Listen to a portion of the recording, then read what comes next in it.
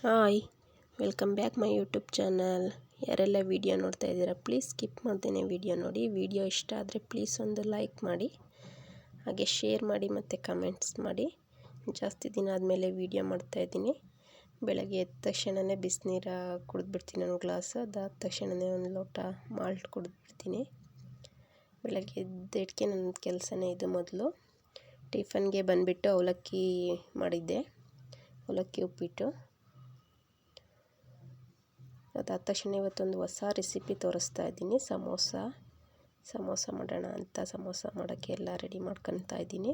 ಅದನ್ನು ನಿಮ್ಮ ಜೊತೆನೂ ಶೇರ್ ಮಾಡ್ಕೊತಾ ಇದ್ದೀನಿ. ಇದು ಮೈದಾ ಹಿಟ್ಟಲ್ಲಿ ಮಾಡ್ತಾ ಇರೋದು.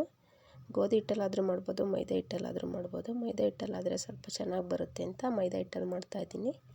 ಮೊದಲಿಗೆ ಸಾಲ್ಟು ಮತ್ತು ಒಂದೆರಡು ಸ್ಪೂನಷ್ಟು ಆಯಿಲ್ನ ಹಾಕ್ಕೊಂಡು ಚೆನ್ನಾಗಿ ಮಿಕ್ಸ್ ಮಾಡ್ಕೊಂಡ್ರೆ ಚಪಾತಿ ಹಿಟ್ಟಿಗೆ ಆಗಲಿ ಇದಕ್ಕೆ ಈ ಥರ ಆಗಲಿ ಯಾವುದಾದ್ರೂ ಚೆನ್ನಾಗಿ ಬರುತ್ತೆ. ಫಸ್ಟೇ ಸಾಲ್ಟು ಮತ್ತು ಆಯಿಲ್ನ ಹಾಕ್ಕೊಂಡು ಮಿಕ್ಸ್ ಮಾಡ್ಕೊಂಡ್ರೆ ಚಪಾತಿ ಹಿಟ್ಟು ಚೆನ್ನಾಗಿ ಬರುತ್ತೆ.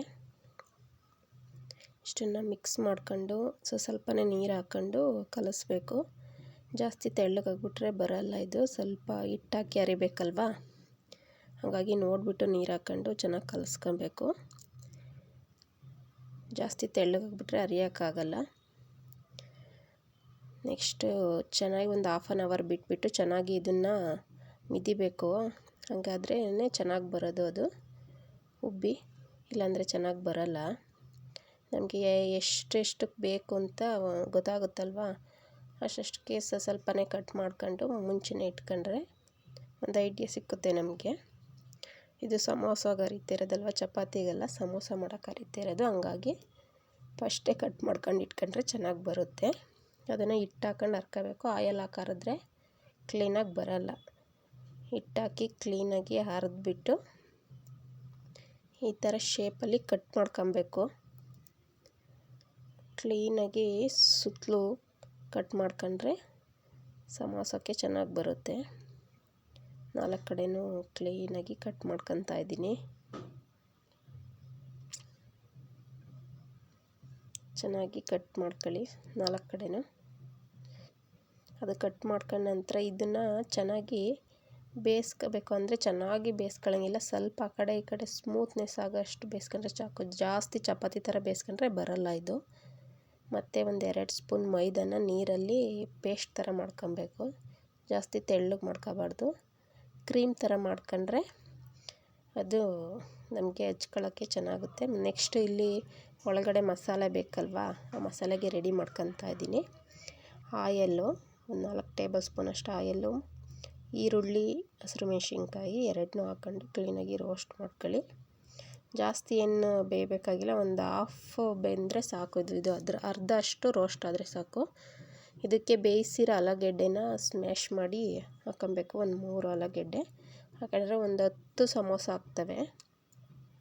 ಮತ್ತು ಅದಕ್ಕೆ ಕಟ್ ಮಾಡಿರೋ ಅಂಥ ಕೊತ್ತಂಬರಿ ಸೊಪ್ಪು ಇದನ್ನು ಹಾಕ್ಕೊಂಡು ಚೆನ್ನಾಗಿ ಬಾಡಿಸ್ಕೊಳ್ಳಿ. ಇದೇನು ಫುಲ್ ಬೇಯಬೇಕು ಅಂತೇನಿಲ್ಲ. ಆಲೂಗೆಡ್ಡೆ ಒಂದು ಸ್ಮ್ಯಾಶ್ ಆಗೋವರೆಗೂ ಬೇಯಿಸ್ಕೊಂಡ್ರೆ ಸಾಕು. ಮತ್ತು ಶುಂಠಿ ಬೆಳ್ಳುಳ್ಳಿ ಪೇಸ್ಟು ಕಟ್ ಮಾಡಿ ಹಾಕಿದ್ರೂ ಆಗುತ್ತೆ, ಪೇಸ್ಟ್ ಹಾಕಿದ್ರೂ ಆಗುತ್ತೆ. ಮತ್ತು ಖಾರದ ಪುಡಿ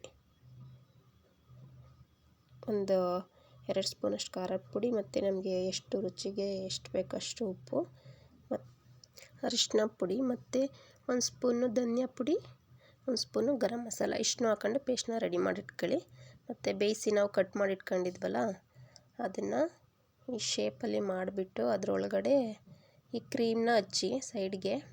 ಇಲ್ಲಾಂದರೆ ಎಣ್ಣೆ ಒಳಗಡೆ ಹಾಕಿದಾಗ ಬಿಟ್ಕೊಳ್ಳುತ್ತೆ, ಅದು ಕೂರಲ್ಲ. ಅದಕ್ಕೋಸ್ಕರನೇ ಪೇಸ್ಟ್ನ ಮಾಡ್ಕೊಂಡಿದ್ದು. ಪೇಸ್ಟ್ನ ಹಾಕ್ಕೊಂಡು ಅದನ್ನು ಕ್ಲೀನಾಗಿ ಅಂಟಿಸ್ಬೇಕು. ಇದೊಂಥರ ಗಮ್ ಥರ ಅನಿಸಿದರೆ ಅದು ಫಿಲ್ ಮಾಡೋಕ್ಕಾಗೋದು, ಇಲ್ಲಾಂದರೆ ಆಗಲ್ಲ. ನಾವು ರೋಸ್ಟ್ ಮಾಡಿ ಇಟ್ಕೊಂಡಿದ್ವಲ್ಲ ಅದನ್ನು ಅದರೊಳಗಡೆ ಫಿಲ್ ಮಾಡಿಬಿಟ್ಟು ಇದಕ್ಕೆಲ್ಲ ಕ್ರೀಮ್ನ ಅಪ್ಲೈ ಮಾಡಿಬಿಟ್ಟು ಅದನ್ನು ಕ್ಲೋಸ್ ಮಾಡಿಬಿಡಿ. ಇಲ್ಲಾಂದರೆ ಎಣ್ಣೆ ಒಳಗಡೆ ಬಿಟ್ಕೊಳ್ಳುತ್ತೆ ಕ್ಲೀನಾಗಿ ಕ್ಲೋಸ್ ಆಗಲಿಲ್ಲ ಅಂದರೆ.